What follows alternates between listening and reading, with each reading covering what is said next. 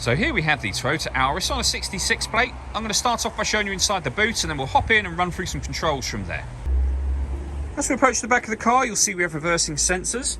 Plenty of boot space as well, along with that 60/40 split folding rear seat should you wish to increase this space even further.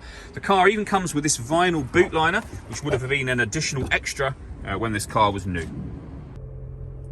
Okay, now that we're inside the car, we're going to start with the dials. On the right hand side we have the speedometer and the fuel gauge.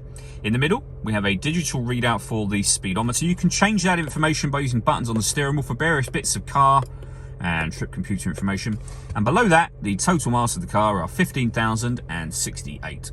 On the left hand side we have the power gauge, or kind of the rev counter. It will show you whether the batteries are charging, whether you're driving in eco mode or using the power band for the car. And it'll also show you what gear you're in over there as well, as this is an automatic. We're in park at the moment. We back out to the steering wheel. On the right hand side we have the buttons for changing the information in that central section just there. We can also turn lane departure warning system on and off. We have cruise control underneath that.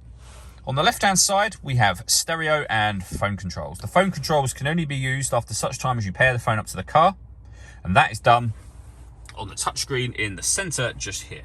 At the moment you can see we're on the music menu, so plenty of options with regards to music. We've got the radio, of course, AM, FM, DAB radio.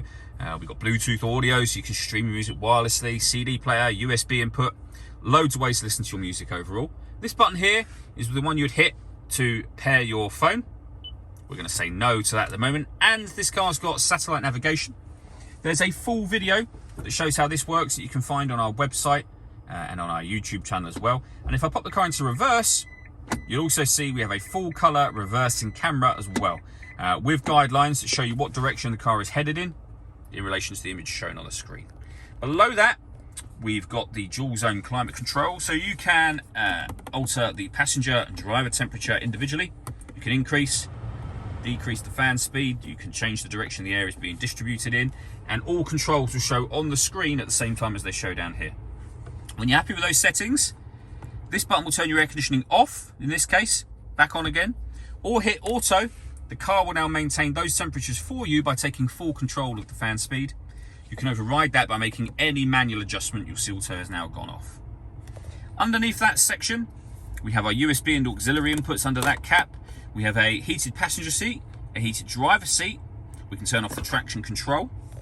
We have a 12-volt charging socket underneath here, and then the gears. So this button will put the car into park. You then have reverse, neutral and drive on here.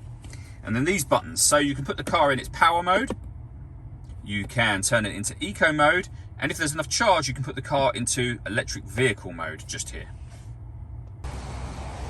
All that leaves me to say is thank you for taking the time to watch this video. If you'd like to come and see the car in person and have a test drive, please feel free to call any of our MJA sites. We'd love to hear from you soon.